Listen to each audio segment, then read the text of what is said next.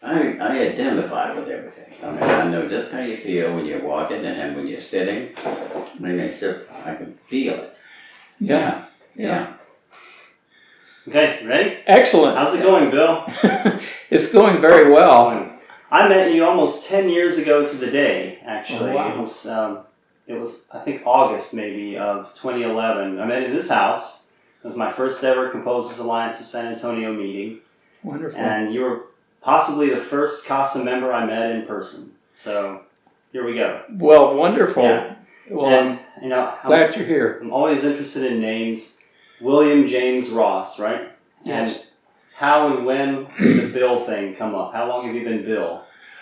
Well, just about forever. I remember on my first concert at the University of Michigan when I was studying with Leslie Bassett, and I had written the ensemble piece, and I put Bill Ross on the score. But that's the only time I ever did that, because one of my good friends said, it ought to be William James Ross. So I said, oh yeah, well that makes sense. Yeah. Then, formal name. Right, yeah. But then Bill somehow stuck, because I've always known you as Bill. Yeah. Everybody calls me Bill. Yeah, good. Well, so I've known you for just about 10 years then, and I've heard quite a bit of your music, largely through these CASA concerts. But can you tell us a bit about your educational background? I remember from your bios, I remember seeing Juilliard School and Trinity on there, as well as Michigan, of course. Yes, I started at Trinity University in 1956, and I guess it was actually in the fall of 1955, because I graduated from high school, 55. Okay.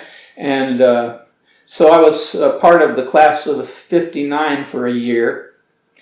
My major was music. I was planning to have a BA in music with a major in composition.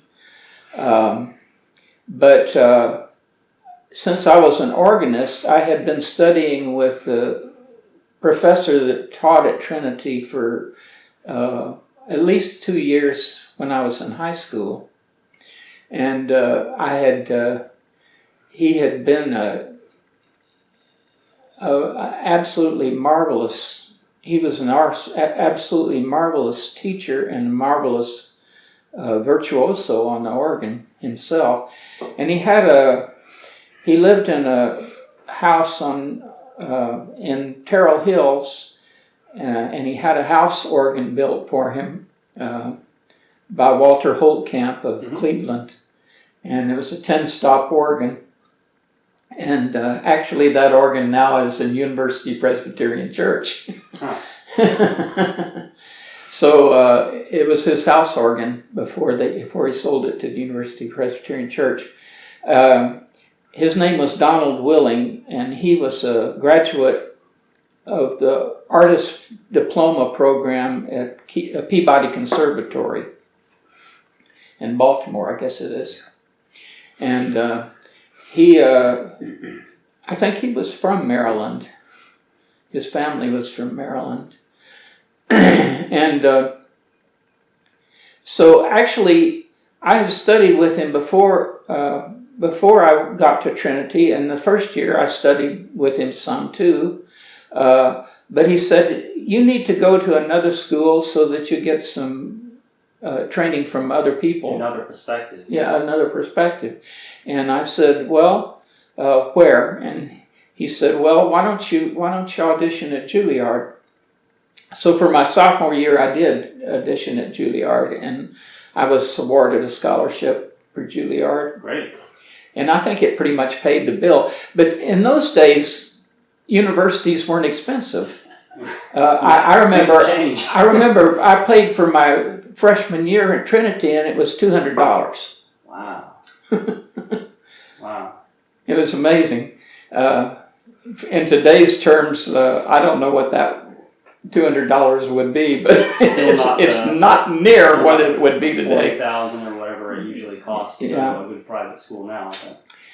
And so Juilliard was really very good for me, because I heard a lot of music that I wouldn't have heard here, you know. I mean, it was the center of where music was being made, you know. I would have no objections if any of my students wanted to transfer to Juilliard. Yeah. And I remember my tastes in music was a little bit more conservative than it got to be later on. I was a fan of Hindemith and, you know, people like that, you know, that were in the mid 20th century, or active right before that. And I played all three of the Hindemith organ sonatas, so and memorized two of them. Right.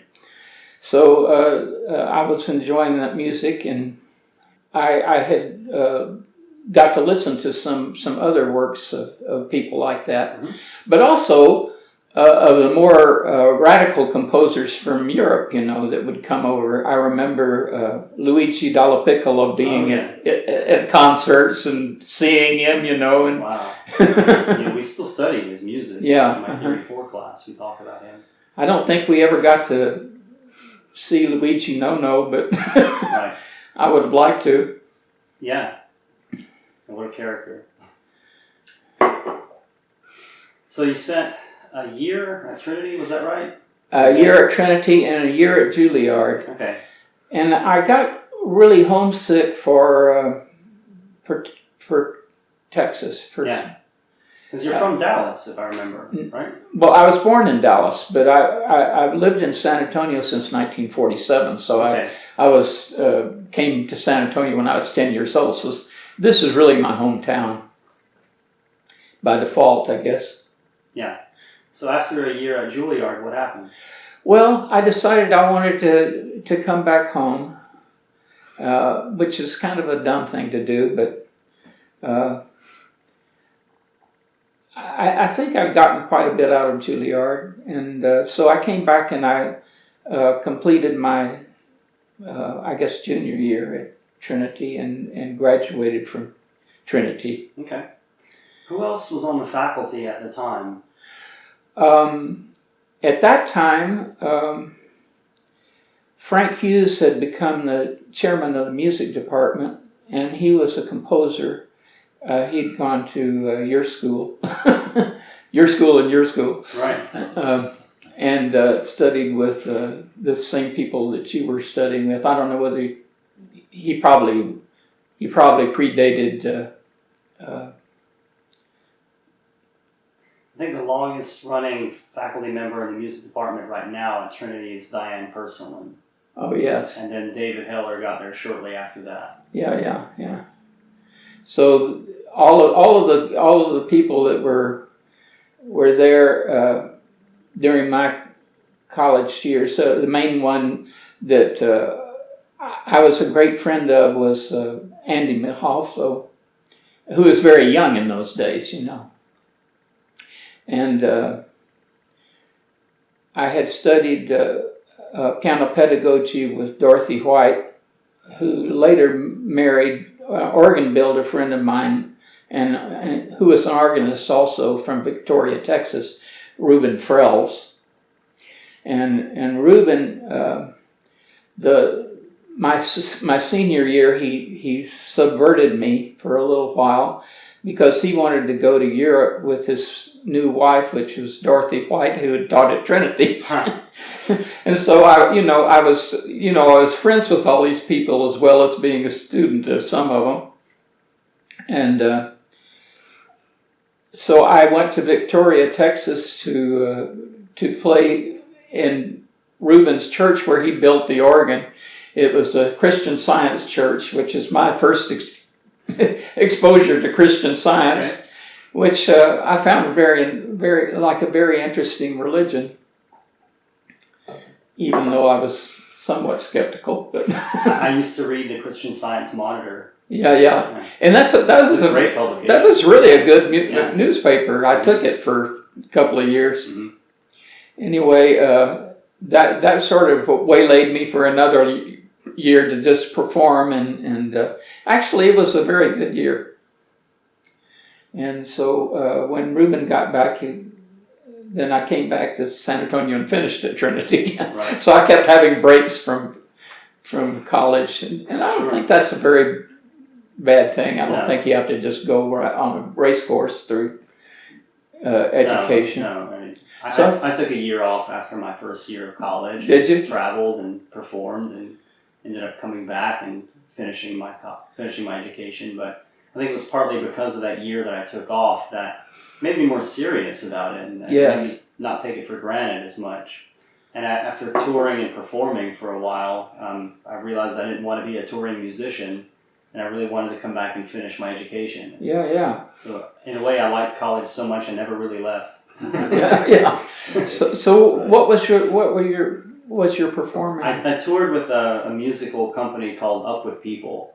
Oh yeah. I think they've gone defunct or bankrupt or something, but I toured with them in 98, 99. And I spent 6 months in the USA and 6 months in Europe and stayed with host families and saw a lot of things, performed hundreds of times, and I could have signed up for another year after that and been a staff member instead of just a student with them. But I decided I really didn't want to live out of a suitcase and I'd not know where my next meal was going to come from and all that stuff. So I came back and finished my education. Very good. Yeah. I was a vocalist with the group. Very good. Very But good. we started off in Europe. We started off in, I remember taking the long haul from, I think it was JFK. We flew from there to Frankfurt. It's probably Frankfurt, or Amsterdam, I'm forgetting which one. But then we connected to Helsinki, Finland. And over 6 months, I went from Helsinki, Finland, down to Lisbon, Portugal. So it's sort of like going from Boston to LA, over 6 months of touring. But I was only 19 years old, and I learned a lot, and I matured a lot during that year. But it did make me take my studies more seriously, for sure. Yes. Yeah. Well, I've known that I wanted to be a composer. I can remember before I was 10 years old, I knew that's what I wanted to do, How did you know? I don't know. It was just sort of inherent in my genes or something. Yeah. I loved music. I loved the organ because we used to go to church all the time, of course. Everybody went to church in those days. Mm-hmm. And they didn't just go once. They went on Sunday morning and Sunday night and Wednesday night. When the doors were open. When the doors were open. And so, it was a very compelling sound, especially when I heard, when I was 6 years old, we moved to Houston, Texas. And for a while, we attended First Christian Church in Houston, Texas. And they had an enormous organ, and I was so excited about that sound. I used to pull out the drawers of my chest of drawers and play it like it was a two-manual organ, I mean, just like a little kid, was just imitating it. Sure. You're playing air organ. Yeah, air organ. That's great. So, did you have family influence? Did you have music? Well, my mother had 12 years of piano, so I mean, they were cultured people. My grandmother, my mother's mother was an elegant lady, and she made sure all her children had education and all of the arts and stuff. She was absolutely lovely person. And so my mother had studied 12 years of piano and played the piano very well. And also my Uncle Chuck, who is a bachelor uncle, he worked for the government, but he was a very good pianist. And so I remember sitting and listening to him play, and wondering why I couldn't do it, Yeah.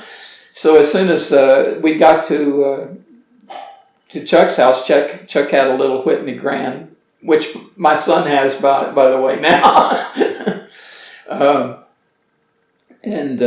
So I would sit and make up tunes.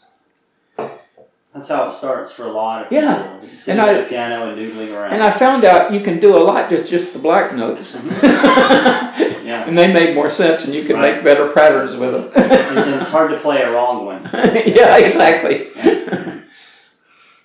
Yeah. And a lot of tunes of my day were written like with pentatonic scales. I remember some Western tunes were made that way. And of course, you always have Amazing Grace too. Yeah. Oh, sure. Actually, we sang a different tune to Amazing Grace back in those days. The one that is very popular now, of course, is an older tune, and it's a much better tune. But I remember in church we sang that text to another tune too. Interesting. Yeah. Maybe not to anybody else but me. That fourth verse that we typically think of with Amazing Grace was not the original either. That was added. I remember reading about this because I did a choral arrangement, an SSAA version of Amazing Grace. When we've been there for 1,000 years. That was from a spiritual that was later added, if I remember. But the author of the fourth verse is not the same author as the other verses. Yeah. Yeah, I don't think we ever sang that last verse. Yeah. Yeah, it's the last verse. I'm trying to remember. It's something about the Lord has promised good to me is how it begins. Yeah, instead of when we've been there 10,000 years. So Yeah. It always didn't seem like. I remember as a kid even hearing that fourth verse and thinking, well, it's a nice verse, but it doesn't really seem to fit. And it didn't, actually. And it didn't. And then I didn't learn until later that it didn't. Yeah. So you came to Oregon from a pretty young age, it sounds like, largely through church exposure and hearing that big organ in Houston. Yeah. And playing air organ. When did you start taking lessons? I didn't start taking organ lessons until I was a teenager. But I played, my parents, when I was a young teenager, went to a small church here in town, and they were members of the denomination called the Disciples of Christ, which is the Christian church, like First Central Christian here. And so I would always they needed me to learn how to play the hymns so that I could play for the evening service. And so I would, on Sunday afternoon, sit my mother down, and she would teach me how to play the hymn. She would read it, and I couldn't read it, but I could hear it in mine. And so I would learn to play it by ear. I learned to play a lot of things by ear first, and before I even had piano lessons. And piano lessons didn't take very well because I didn't learn to read music. I did learn to play the Paderewski Minuet very well, and won a prize for that. Yeah. But I felt like I had totally failed because I hadn't learned to read music yet. So you've learned it all by rote then. Yeah. So the first thing I did when I became a teenager is taught myself to read music. And I think you have to teach yourself. I really don't think anybody can teach you to read music. I think you just have to want to do it. It seems like with all things, the more you teach, you remember things better if you end up teaching it to yourself somehow, and if it comes from a third party. But the great thing, after 2 or 3 years of high school, I was accompanying the chorus and reading everything just by sight, because I could read anything. So that was a good thing. Of course, the band helped too. I was in the band too. What did you play? I played baritone and tuba. Low brass. Low brass. I was first chair tuba, and then first chair baritone. Yeah. Or bass clef baritone, I guess they call it. I guess we had two different groups, but Right, and there's also, calling it euphonium. Some people call it tenor tuba. Yeah, There's yeah. lots of different names Yeah, that's for right. that instrument. Yeah. So that was in high school then? That was in high school, Playing yeah. tuba, euphonium, and also piano accompanying. Accompanying chorus, yeah. Yeah. And actually, I conducted the chorus quite a lot because the chorus conductor was an older lady, and she knew I wanted to learn that conducting, so she just let me do it. That's great. It was great fun, and I founded a madrigal group too. And so we had performances around the city. And Yeah. And all this was here in San Antonio. here in San Antonio. What high school was that? Brackenridge High School. Breckenridge High. Mm-hmm. Over on St. Mary Street. Okay. It was before Highlands High School was built. So we lived on the south side on Steves Avenue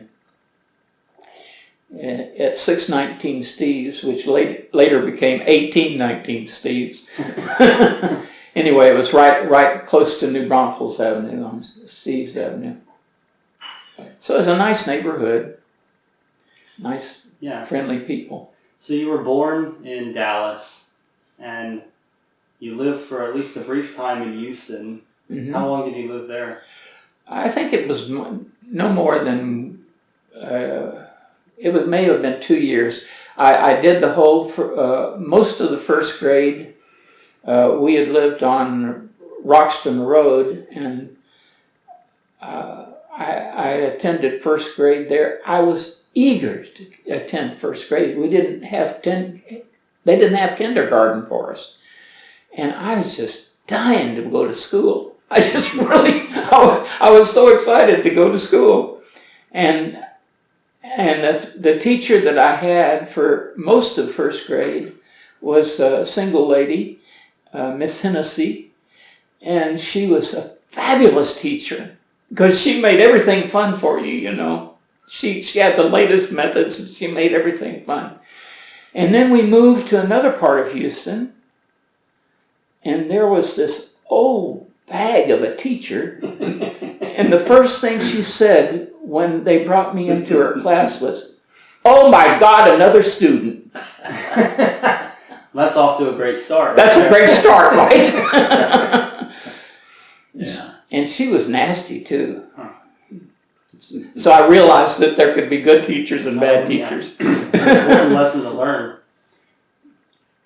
And I realized that I shouldn't walk home when I didn't like the teacher. So then did you come back to San Antonio after Houston? Let's see, Houston. Yeah, we went. No. We moved to North Texas first. We had come from Denison and Sherman, which are on the border of Mexico, of Oklahoma. Mm-hmm. And Denison was a little bit less prosperous than Sherman. Sherman was always a more prosperous city, but my dad's mother lived in Sherman, and my mother's mother lived in Denison. So they had been, citizens of both cities. My paternal grandmother, who we called Nana, her name was Johnny, actually, because they thought they were going to get a boy. Oh. And so they named her John Bell. And she shortened it to Johnny Bell, which I thought was very cute. And she had a great sense of humor. But she was a working woman even back in the 1940s, because her husband had tuberculosis and was in bed for many years, And that was before they discovered the cure for it. But he died when I was 7 years old, and even though I hadn't spent any time with him because we were not supposed to be close to him, Yeah. We would say hello to him, but we didn't ever.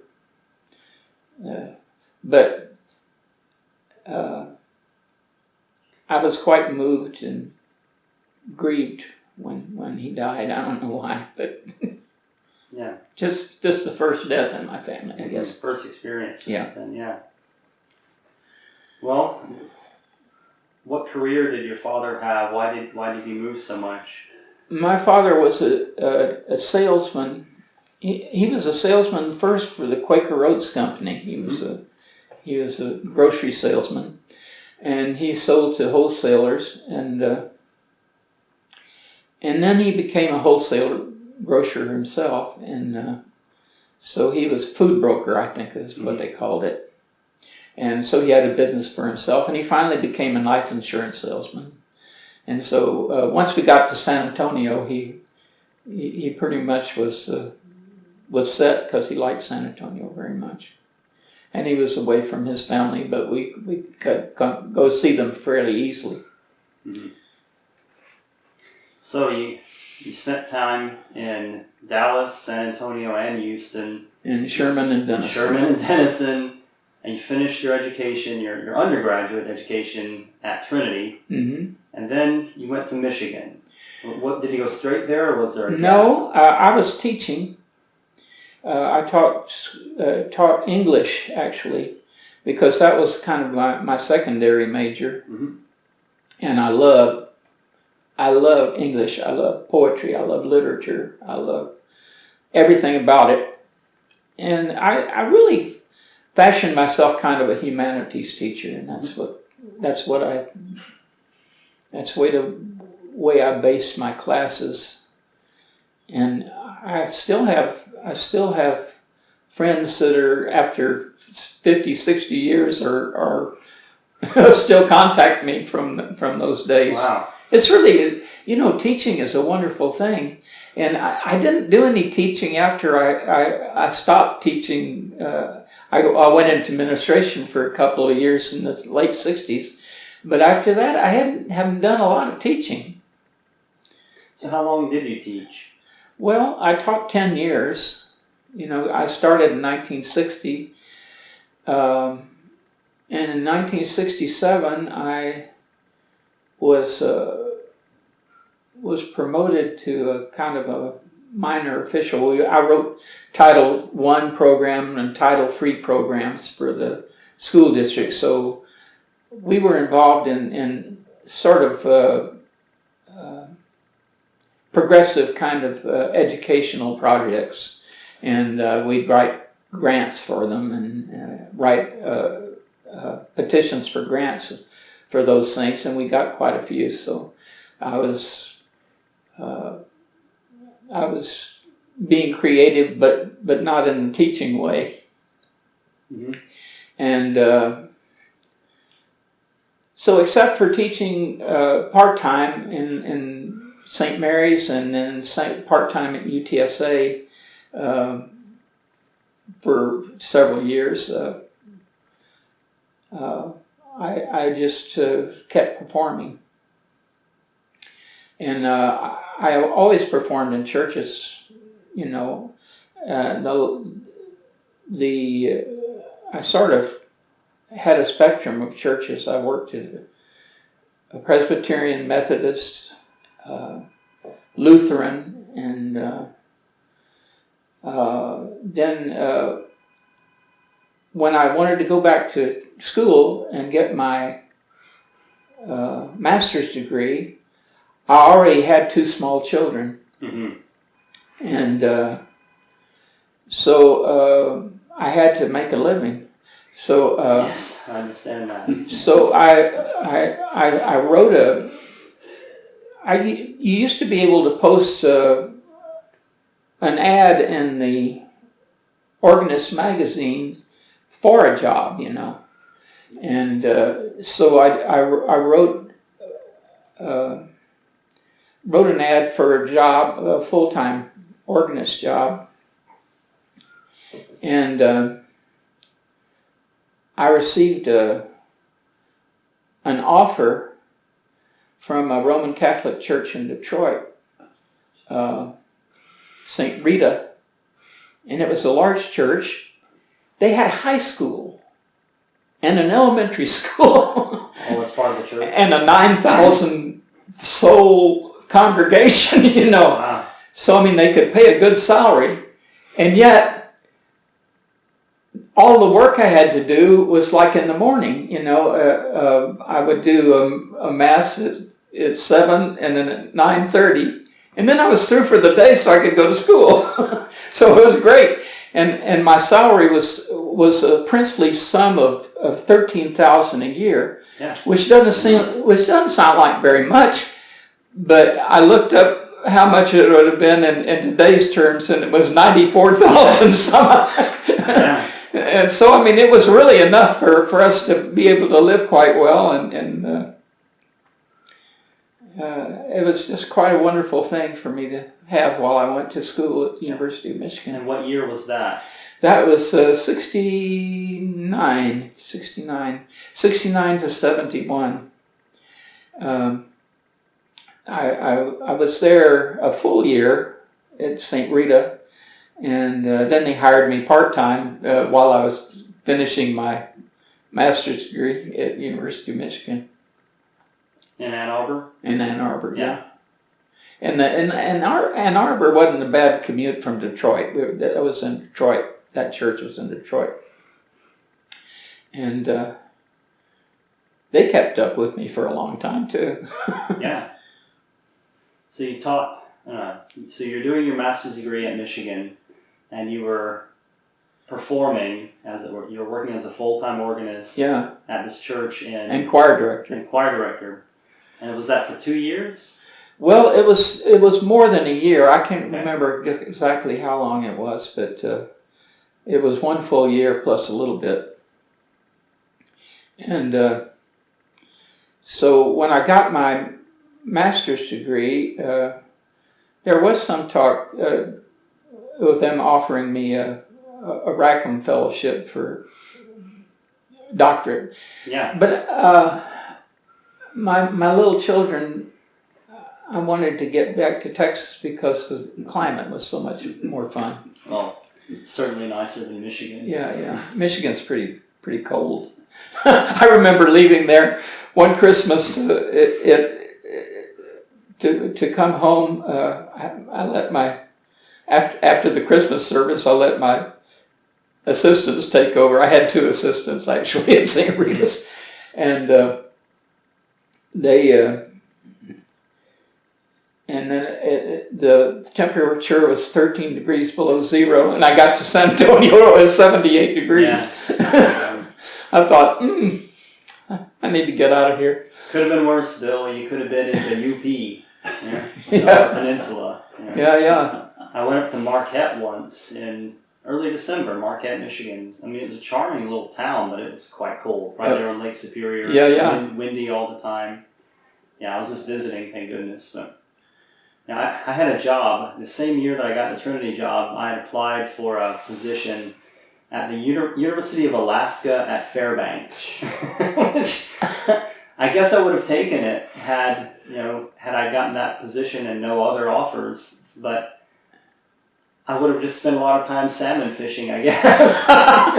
Yeah, I had a kind of a adopted son that I was mentoring, and he was a Shakespearean scholar, and he was working on his doctorate, and so he was teaching too at the same time, and so he got a job in Blythe, California, where it's 130 degrees in the shade. I've never felt a hotter place in my whole life. And then he moved to Kotlik, Alaska, because he lost his job in Blythe, California. And he says it's crazy cold here. It's been 39 degrees below zero for the last 3 weeks. I thought, what a contrast. It's all about the contrast. Places to live. Yeah. Wow. So you had 2 small children, and you thought you wanted to get out of Michigan and come back to San Antonio. Mm-hmm. So you did. So I did. What happened then? Well, I was right at first. I had been working for the San Antonio School District, and so they had gotten a new superintendent, and actually I'd become kind of friends with the administration, and because I was a minor administrator, but Yeah. but they had a really wonderful associate superintendent that kind of was in charge of developing curriculum and things like that. And so I had worked for him, and then I had worked for him at a school, and the principal of that school had become an assistant superintendent. They had developed areas, so because it was a big school district. Mm-hmm. So they assigned me as a dean in a high school. I was called Dean of Fine Arts. I didn't really have very much to do there, but but it was really interesting. I worked with different teachers to develop arts programs with their students, and so I was also able to get a lot of help for the music people, and so it was in my field. And so after that. Finally, Frances settled into her career, mm-hmm. and once she settled into her career, I didn't have to work full time anymore. Yeah. So I would have a church job, for example, to play organ and direct the choir, but she was the main provider for our family. She used to say that she was a patroness of the arts, which was true. That's true. Yeah. And my wife's a stay-at-home mom. Yeah. Even though she has a PhD, she's a PhD housewife. Yeah. And it so easily could have turned out the other way. She could have easily have gotten a full-time academic job, for instance, and I could have been a house husband, and maybe that would have been better for my composition. Yeah. But it so easily could have turned out that way, but it didn't.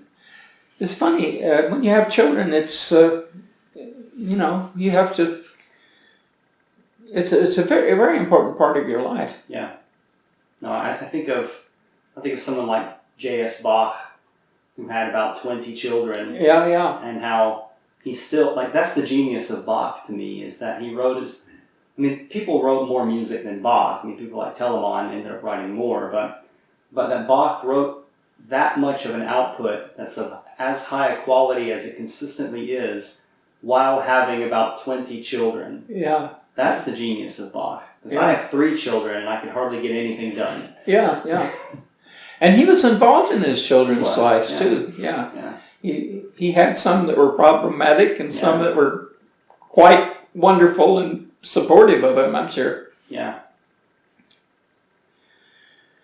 So Frances's career took off, and you were able to do some part-time work and begin composing in earnest, I presume. Yes, and so the University of Michigan was a good school for me to go to. I studied with Rossley Finney and Leslie Bassett, who won the Pulitzer Prize in 1966 for his Variations for Orchestra. And both of them were absolutely marvelous teachers. And I was a fellow graduate student with William Albright, who went on to be a very, very well-known composer too.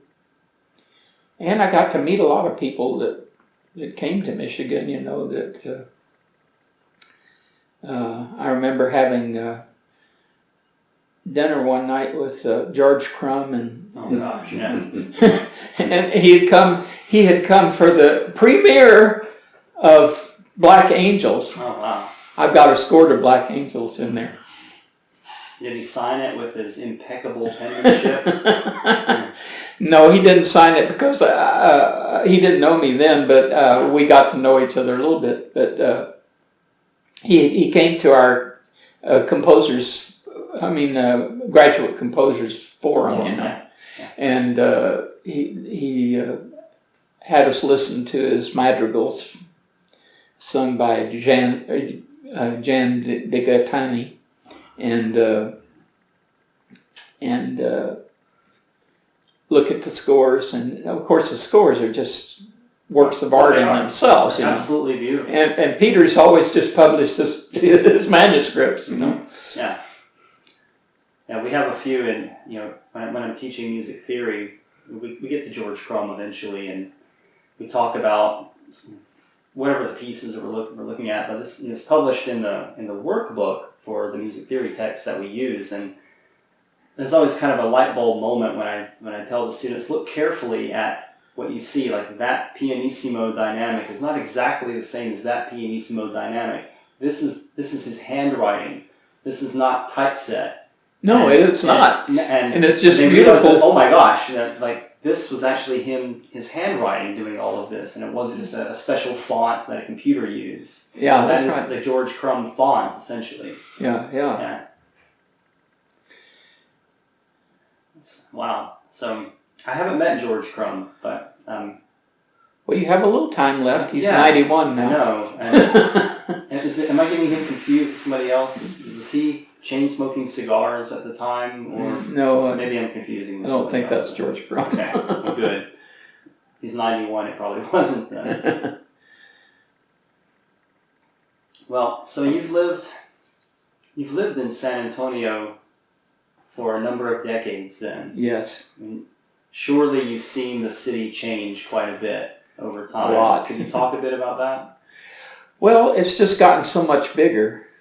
When I was in high school, I remember seeing the population signs, as you came into the city. San Antonio population 408,811, So, I mean, we're what? Well over 1 million. 1.5 million, something. Yeah. So that's 5 times the population that it was when I was a kid. And I remember when Loop 410 was just being built, and probably the area where we are now on the north side is it's just fields this and was trees just and brush. this was countryside now. Yeah. And fortunately, it's countryside still. Yeah, in some way. Yeah, it is. Yeah, and then, of course, Loop 1604 was built way on the outskirts, I presume, at the time, but no longer. Yeah. And so all that's been done at the time that we've, been alive, which is quite a long time, actually. Yeah. Well, Bill, let's talk about your music. Oh, good. So, I like to talk about the music. Well, good. Now, you mentioned being about the age of 9, and you had an interest in composition, had an inkling. Can you talk a bit more about how that got started for you? It was just an interior vision of myself. I thought if I could just sit at a piano and invent music, that it would be the thing that I wanted to do. I didn't do it until late high school, I guess. Mm-hmm. I started writing. The first piece that you have here. Well, not the first piece you have here. Which one? Yeah, well, that was my first piece that I wrote at University of Michigan. Okay. I'll go through the earlier reports because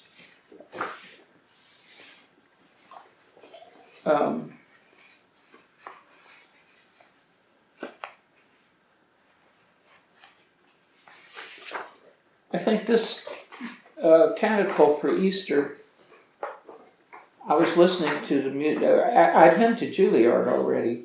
I didn't study composition in Juilliard, though. But I listened to a lot of music in Juilliard.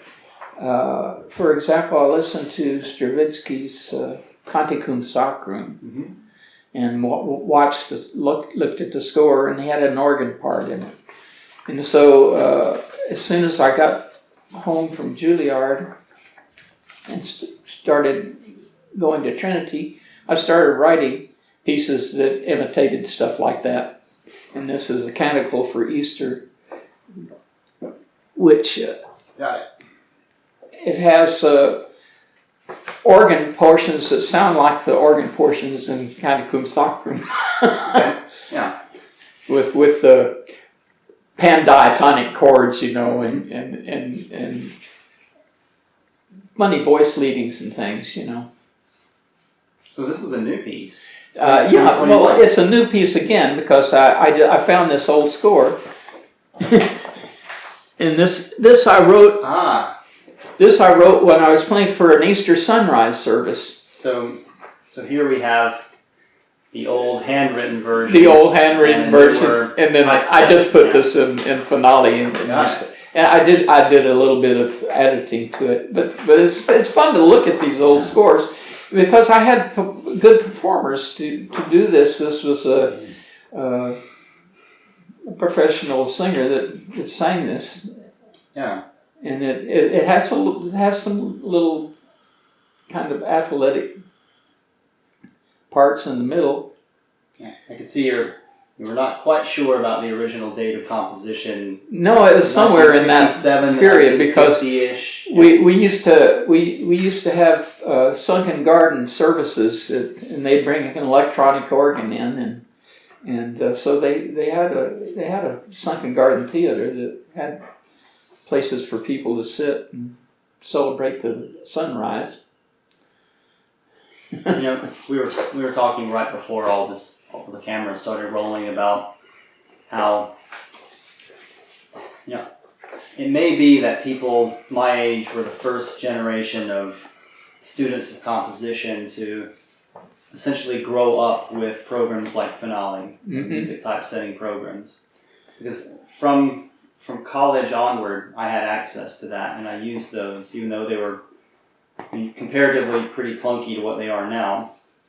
And all of my old professors, like James Barnes and Kip Haheim, they all hand wrote their scores. In fact, James Barnes would talk about how he was such a Luddite when it came to adopting the computerized notation that he bought a computer.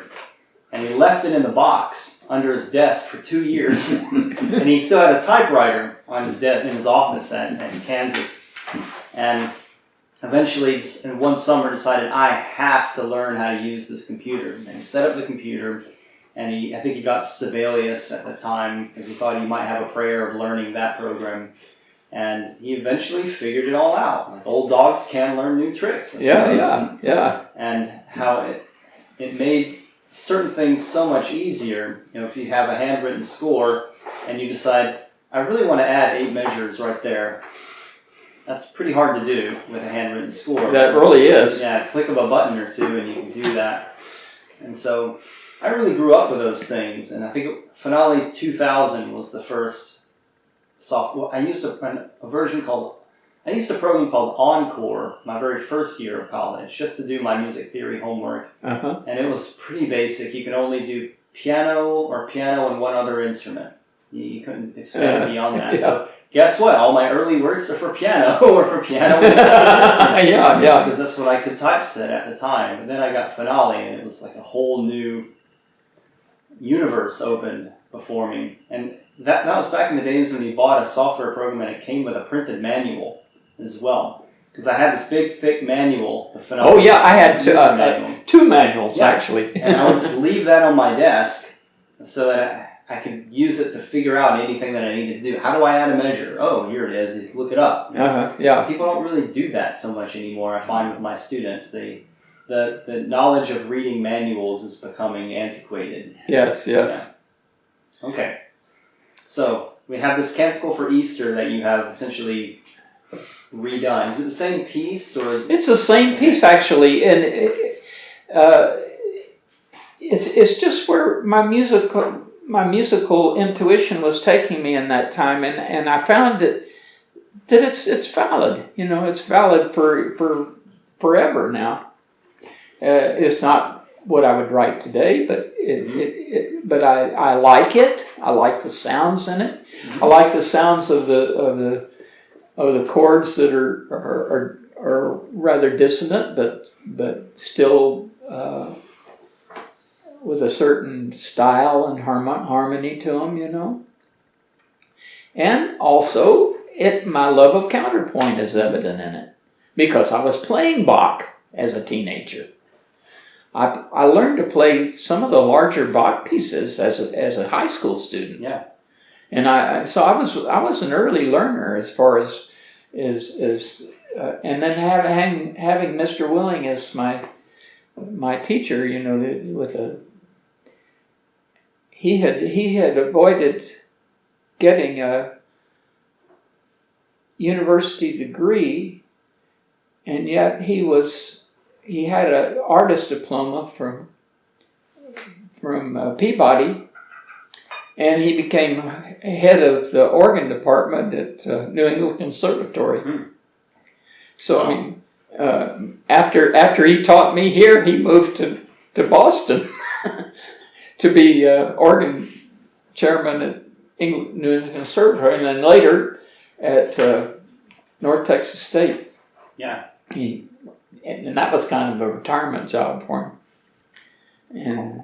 And then he took another one in El Paso, I think, at the university there for a while. And that was from where he retired from. So we have an example of an early work here that's been redone, retypeset, but it still speaks to you in some way. What else do we have over here? Okay, well, there's an imitation. I couldn't find but one copy of it right now, but I put it into Finale too. It's in the Hindemithyan style. Okay.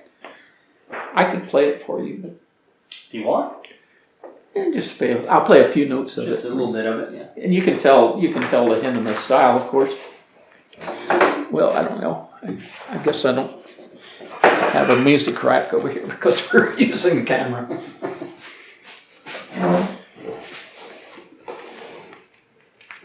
Turn this for a moment. At least we'll get you playing the piece.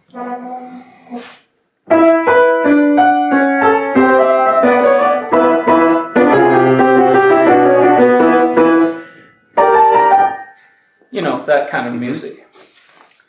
But also stuff like this.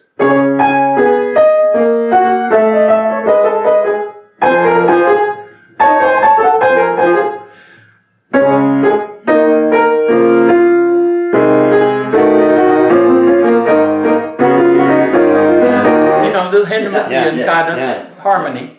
Very nice. Quite contrapuntal too.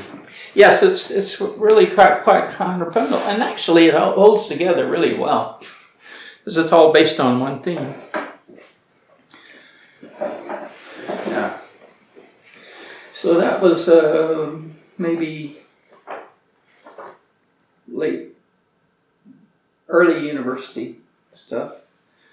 And then after Michigan, my first two pieces from Michigan were one that I wrote when I studied. What happens is they passed you around to different composition teachers at Michigan. So the reason I went to Michigan is that Ross Lee Finney came to Texas and lectured here, I think at Trinity. Okay. And he was in his, 60s or something, or early, maybe a little bit forward to his 60s. And he lectured, played a recording of one of his symphonies, and I talked to him after his lecture. And he handed me a copy of the symphony that he played a recording of. He said they give him plenty of copies, and so he wrote his name on it. Right. And of course, who I wanted to go study with then. Do you still have that score? I sure do. I don't know where it is right now. That's okay. Yeah. That's great. Yeah. Wow. Anyway, he then they assigned me to another teacher first, and I was kind of disappointed because I'd wanted to study with Mr. Finney first. And then he called me at home in Detroit. I was working in Detroit, of course, and he called me at home and he says, I thought you were going to study with me. And I said, oh, I would really love to, but they assigned me to, I've forgotten who they assigned me to. And he said, oh, well, I'll fix it. And so he did fix it. So he was the first one I studied with. And I wrote sun traces when I was studying with him. You have sun traces? Do I have this one? Yeah.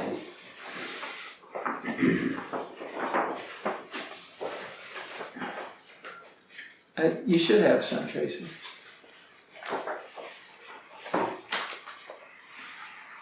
Okay, now I do. And I'll let Charlie look good. And I told you this before we started recording. I told you the story of Mr. Finney getting all excited while I was composing this piece and writing the two lowest notes in the piece.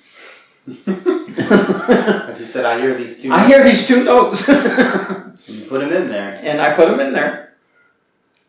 Those were Mr. Finney's two notes. And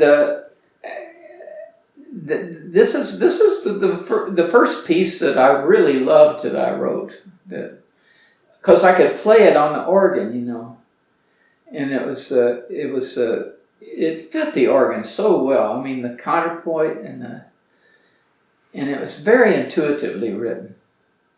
It's written with motives, you know. It's written with motives, and also tonalities, and also there's this floating part where the as if floating in space. As if floating in space, you know, where the notes just sort of cascade together, you know, and it's very atmospheric. Yeah. I noticed there's no time signature. There's no time signature. It's polyrhythmic, but it's all the stuff I was learning at that time. Yeah. You know. What was it like to have lessons with Mr. Finney? Well, he would just have you play what you've done and talk about it, and he'd talk about other, you know, about some of the things that he wrote. Actually, I played some of his organ pieces too when I was in Michigan, and bought all of them, and we found the errors that had crept into the edition.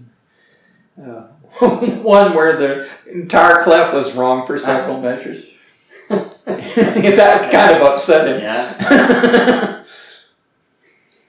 I figured it out, but you know, some people wouldn't have figured it out, I think. Yeah. Now all my students bring laptops to their lessons. It's Yeah. Different kind of time. No, that's a different thing. It was all paper and pencil. Yeah, and sitting at a piano, I presume. And sitting at a piano, right. That's how it was when I studied with James Barnes at Kansas. You know, I never, ever brought him a computer to a lesson. I never brought a recording to a lesson. Unless I had something played, you know, where I had a live recording. And that's my ink manuscript. Yeah. Yeah. This was I guess I did this after I studied with Leslie Bassett. Mr. Finney's technique for the transparencies was to do it first in pencil and then ink it over. Really? Mr. Bassett, of course, just went directly for me. And it's kind of like a draftsman, you know. Just you had a T-square and a drawing board and transparent paper, and so that's what is called the Ozolid process. This is what this is. And it was a kind of a stinky mess, but it was something that draftsmen used to. Yeah. Now it's all computerized. It's all computerized. It's much neater and less stinky. And then this is a piece that I wrote. Well, I was going to tell you. Okay. Then when I started studying with Dr. Bassett, I said that I was interested in the poetry of Emily Dickinson, and that I would like to set a group of poems for an instrumental ensemble. We had a grant from the Ford Foundation where we could just ask for any instrument we wanted to, and they'd pay for them to rehearse it and perform it for us, professional musicians. So it was quite a wonderful setup, because we got to hear our music played by really good players. And I found one of my fellow composers, Tom Jansen, his wife Peggy was a very good mezzo-soprano, and so she was the one that I composed the vocal part for. And this is called, I called it Messages from a Private Universe. And you can see that I put Bill Ross on the score. That was the last time I put Bill all Ross in on the score. lowercase too. All in lowercase, of course. And so the first time I brought something of this score that I'd done to Dr. Bassett, he said, I thought it would be months before we got to where you already are. Because he'd seen what I composed before, you know. But since I'd been listening to what he was saying and what different other composers were doing in there, and I had already taught the poetry and knew the poetry, of course, because I'd been an English teacher. So it was good that I had those 10 years as a teacher of English and of humanities, you know, so that I got a little depth going. And so by the time I got to Michigan, I got to translate it into musical terms. And I chose several poems of Dickinson. This one is called, I called it Deific Priorities. And here's the text. It's easy to invent a life. God does it every day. Creation, but the gamble of his authority. It's easy to deface it. The thrifty deity could scarce afford eternity to spontaneity. A lot of music in between. The perished patterns murmur, but his perturbless plan proceeds, inserting here a son, there leaving out a man. Isn't that a great poem? Here's another one that I call Concerning Repairs. And this was my favorite piece. It's on page 20. Okay. And the text is, to fill a gap, insert the thing that caused it. Block it up with other, and 'twill yawn the more. You cannot solder an abyss with air. And that works so well with the kind of wedge-shaped melody that I composed for it. And I was so proud of that melody. I think that's the one that Bassett said, this is perfection. I wouldn't change the note, you know. Lots of feather beaming in the percussion. Yeah. I love that.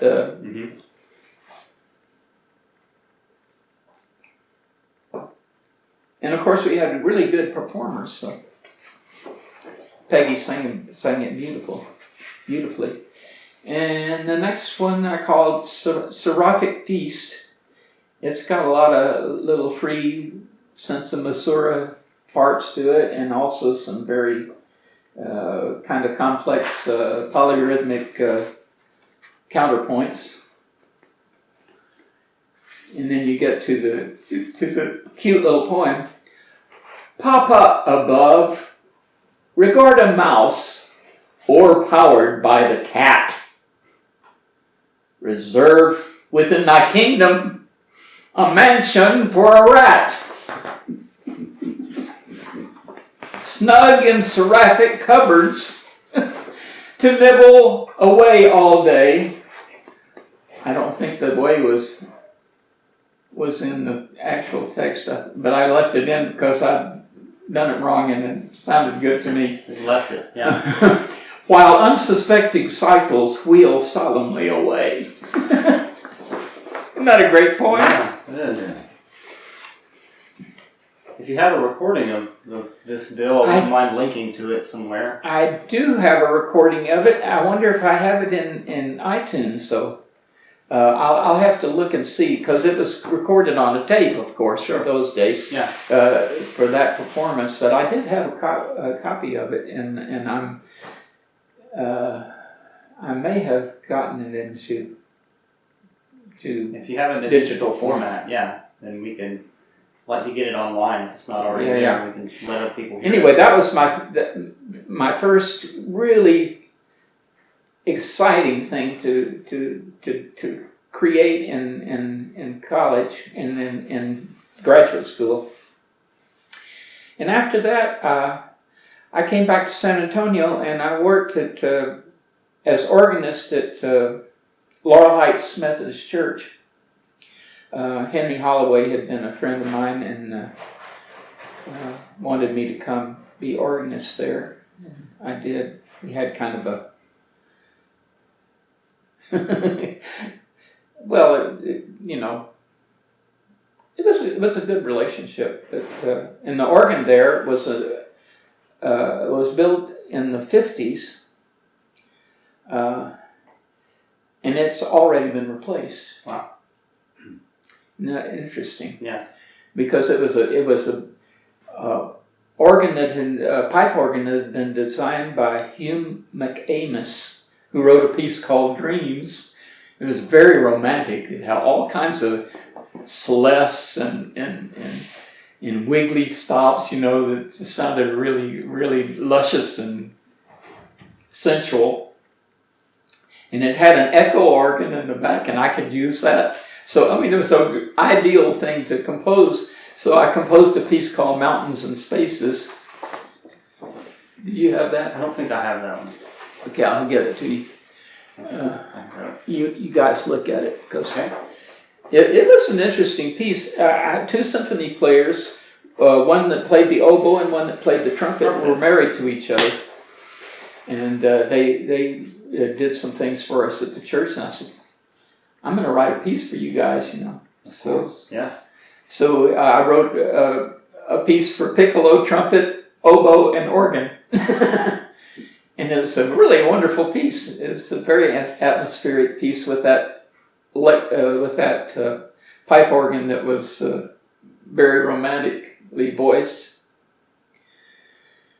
And it has a few places where you determine how the notes kind of, what rhythm they have, and stuff like that.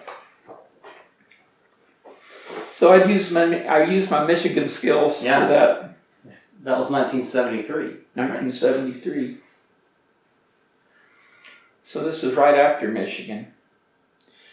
And I wrote another piece called, I haven't found it right away, but it's called Vietnam Memorial, because that was the war that was going on there. And I keep thinking of the souls, that were being winked out in those days. And my father-in-law's a vet from Vietnam. Yeah. He doesn't talk about it much.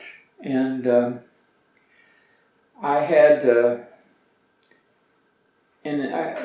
all the rhythms are determined when you play it. so all I put is the notes as they would occur, and how the harmonies would accrue, but you could do the rhythms as you it's indeterminate. And I found that it was a 12-tone piece, and I found that the people that I played it for that were veterans were very moved by it, and it had chimes in it too. So I played it on that organ at Laurel Heights. It was composed for that organ, but it would work on any organ actually. But you need to get some. I remember playing it for the AGO here, and I had handbells do the chimes. Okay. So I just added a little handbell part for it. And another piece that I wrote when I got back from Michigan was called "Away from Earth," and it was a big organ fantasy that lasted about 10 minutes. And it had some energetic parts to it, and it had some more reflective parts. And I sent that to H.W. Peters. No, not H.W. Gray, which was a church publisher, and they had what they call a contemporary organ series, and it's the series that had the Schoenberg variations on a recitative, and also a sonata by Krennic, and all kinds of really important composers on it. And so I saw the editor of the series was David Drinkwater. I met him at a convention, and I said, "Have you got my piece?" And he said, "Yes, actually, I think we'll publish it." Great. And so they did publish it, and it was quite a lovely edition. It had one wrong note in it, but I didn't catch it when I was correcting the proofs. I guess it's the right note now. I put it in now. Can we talk a bit about motivation? Yes. As in, when you sit down to write, what happens? I wait. I try to wait until I have an idea, and a lot of times the idea will come like at the moment I wake up, actually. Yeah, I remember for the notes for your lyric symphony, you talked about the 12-note row. It's actually. Yeah. While I was in my sleep, I was putting it together. Yeah. Is that fairly common? Something like that happened to you? Yeah, actually it is, and a lot of times, like if it's poetry, I just wait until I get the tune that it's gonna be. I don't know. It's something you find them in the air somewhere. If you have a poem, do you usually memorize the text before you set a note? Oh, pretty much, yeah. Because then maybe the words kind of run through your head, and it might begin to say something to you note-wise. And some are poems that I've known for years, Mm-hmm. like the one that we did for the concert. The art song concert? The art song concert. The first art song concert where I did the Cummings setting. That one at Trinity? Was it that one? I think it was the one that we did. We went to Josephine Heim Hall and Kevin Hall's house. Josephine was a German lady that married an American doctor. They were both doctors, actually. She's a pathologist, and he's an oncologist. Mm-hmm. And so they have a house in the hill country that they finally built themselves. And she was in my choir at the Unitarian Church, and she studied with me as an organ student. So we had a quite close connection. And so the poem that I used for that concert was a very long poem of Cummings, and one of his best. And it was kind of an ode to his father. His father was a Unitarian minister that died in a car accident with a train. And he was quite a wonderful personality, and also quite a spiritual man. So Cummings wrote this poem in tribute to him. It's, my father moved through dooms of love, through sames of am, through halves of give, using verbs as nouns and vice versa, and he always used language in his own way, So anyway, I remember when I was writing this song setting, it's very long, so and it goes into different directions too, you have different moods in the whole thing, so you gather the whole thing together. So I decided it would each section would just be expressing what the words say, and I think it worked out quite well. I guess you guys can tell me. But waiting, I think, is a very important thing in composing. What's a typical wait period like for you? I guess it depends on the scope of the piece. Sometimes, but sometimes you just wake up with it in your mind.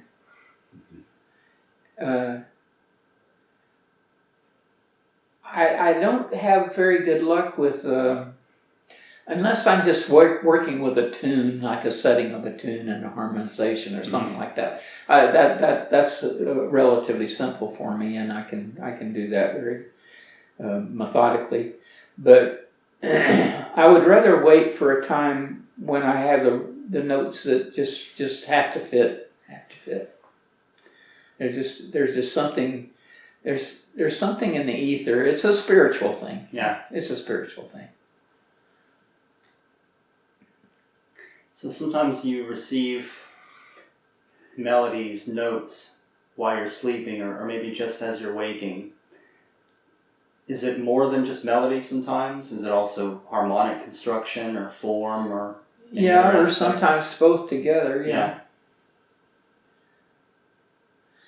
Or sometimes you can just sit down and invent one little thing, and that little detail you can use in so many different ways, I like it when you have units of thought that then can be expanded and do different things. And that worked for the symphony.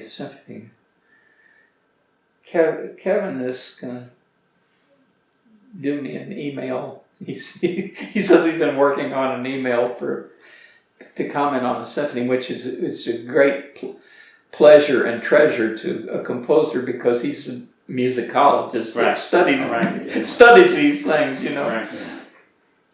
And that symphony was your first multi-movement symphonic work, right? Yes, it is. Yes, I'm working on a second one. Are you? I can play you the beginning of it. So is it do you have a working title for this other one? It's called The Awakening. The Awakening, also for orchestra? Multi-movement? It'll be multi-movement. Okay. So you waited quite a while before you tackled a multi-movement orchestral work, but... Yeah, I really did, because I just felt like it's about time to do that now. Yeah. It's so difficult, especially now in the age of COVID, it's so difficult to get those performed. So. Yeah, that's the thing, yeah. But after I wrote the clarinet sonata and realized how good the virtual instruments are, it's actually a pretty good come-on for people that want to actually perform the music, I think. If you can hear it well enough that, of course, there'll be other things that are added when the humans actually perform it. Sure. Because they have to give their part to it. Yeah, I've noticed one of the most frequent comments I get whenever I play a MIDI mock-up of something orchestral for somebody else, especially if they're not that well versed as a musician. I almost always get the comment, something along the lines of, it sounds like video game music. And I remember even in the premiere of our last concert, the Ephema Universalis, somebody commented on that about your piece in the chat as it was playing. It's how it sounds like a video game score. So there's something about that. Yeah, I get that a lot. Yeah. Yeah, it's the electronic sound. Yeah. That's what it is. Because regarding the content of your lyric symphony, I don't perceive that as video game music at all. No, But I don't think so. no, I mean that's not what it says. Well, I don't know video games, so I don't know what they sound like. Well, they've come a long way since the days of Super Mario Brothers and the kind of 8-bit sound. Now, video game music is a lot like Hollywood film scores. There's a lot of orchestra music being performed, but the language is quite a bit, I don't know, more subdued, more traditional than something like your lyric symphony. Yeah. So I sort of delve into dangerous territory with a question like this, but I don't know, I wonder about it when talking with another composer.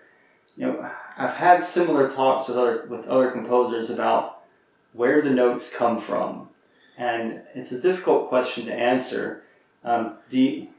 In your own way, you'd mentioned the spiritual aspect before. Do you feel like the notes come to you from elsewhere? Or how would you answer that question? Where do the notes ultimately come from? Well, I think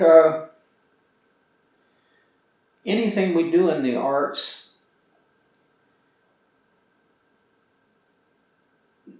the purpose of it is to enrich life, right?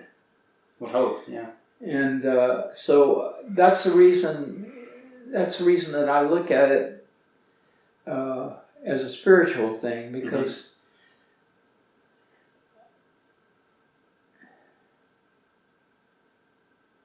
just about all the arts are about that, I think, of enriching life. Enriching life, enriching the soul, something like that. Enriching the soul, actually, it's just expressing the soul. I've also studied a lot of literature that is not institutional spiritual literature. In fact, I taught courses in the Seth material. The Seth material is sort of psychic material that was delivered through a medium.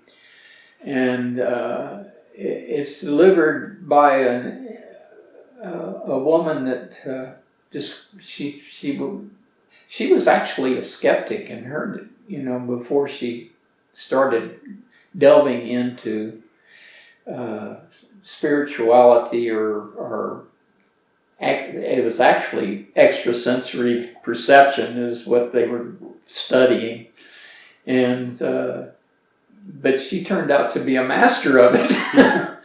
And this personality that called itself Seth was a multidimensional personality that had lived many lives, had finished its reincarnations many centuries ago, but well remembered the earth and how beautiful it was, and he'd been a minor pope at one time.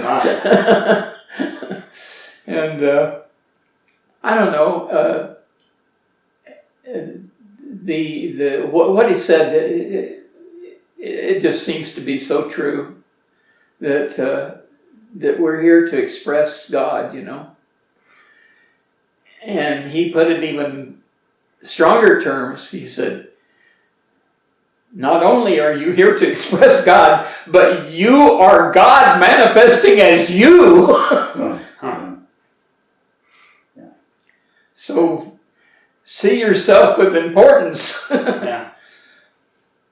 Reminds me just a bit of the old idea that we all have a divine spark within us. Yeah, exactly. And I don't think that contradicts Christianity. I think Jesus taught it. And he certainly was it. It goes back further. I think it's a Greek idea. That's true. Zeno, if I remember. Yeah.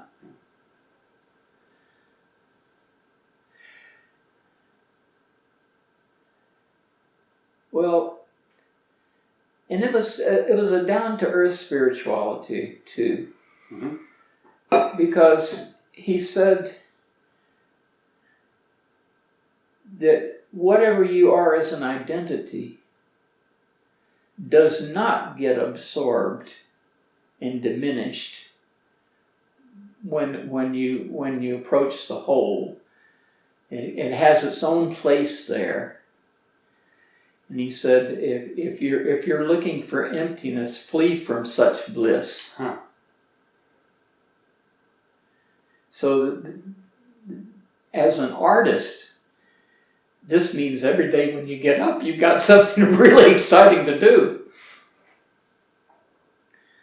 And it's just such a blessing to have the freedom to do it. Well, you've been continuing to do it for many, many years now. Yeah. You said something like you got started composing in earnest as a late teenager, something like that. And now here you are, 82, 83? 83. 83, still continuing to compose. Yeah. And actually, if I can maintain my health and my my outlook, yeah, I would like to live to be over 100. a lofty goal. And in that regard, Elliot Carter is a great example to me. Yeah, 103. That's right. Well, it's actually, he was 1 month short of 104 That's right. when he died. Yeah. That's right. Well, I asked Charlie a question kind of like this, and I asked it kind of tongue in cheek, but I'm deeply interested in your answer. The premise of the question is something like, how does a young whippersnapper like me, what's the phrase here? How does a strapping young man like me get to be an old codger like you? Well, you have to have a balanced life, I think, and I've never felt like anything I do for my children has diminished my artistic or done anything but enrich it. So I think you're at a very good stage. You're at the exciting stage. I can remember my little children. Yeah. All mine are still single digits. I've got an 8-year-old. When mine were that age, they used to roll me off the bed because I like to take a nap in the afternoon. Yeah. Oh, they love to just come and bother me and roll me off the bed. It was great fun. Yeah. You have to have fun with them. Oh yeah, they're all still at the age that when I come home from work in the afternoon, evenings, whatever it is, I come in the door and there's 3 smiling young faces running at me, arms out, going, "Daddy, Daddy, Daddy, Daddy!" And it's just so exciting. And it doesn't matter at all how long or hard of a day I may have had at work. It doesn't matter what happened. I know when I get out of the car, it's time for Act 2. Yeah. And nobody wants a bad second act. That's it. That's good. And then the grandchildren. The grandchildren are they adore you. And that boosts you up in ways that's just unbelievable. Did you say you had 5? I have 5. Yeah. Yeah. My daughter has 3, and my son has 2. What are their general ages? Well, the oldest is 24 now, and the youngest is 17. So I've been through the early part. Yeah. Say, you have to mention your wonderful Florence. Yeah. As part of the mix that makes you survive so well. Yeah.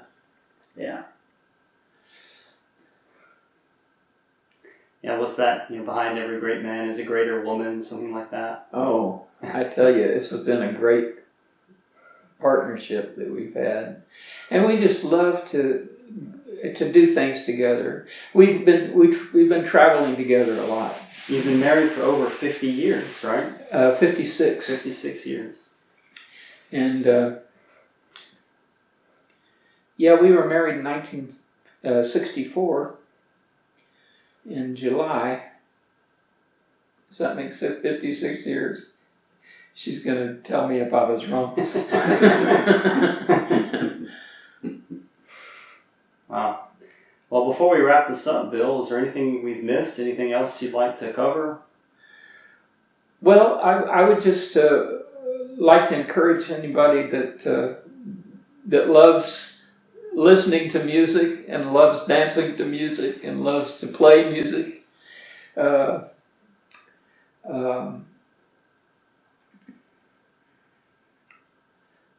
I think that it enriches life so much, and that's the reason I'm involved in it, and I'm grateful.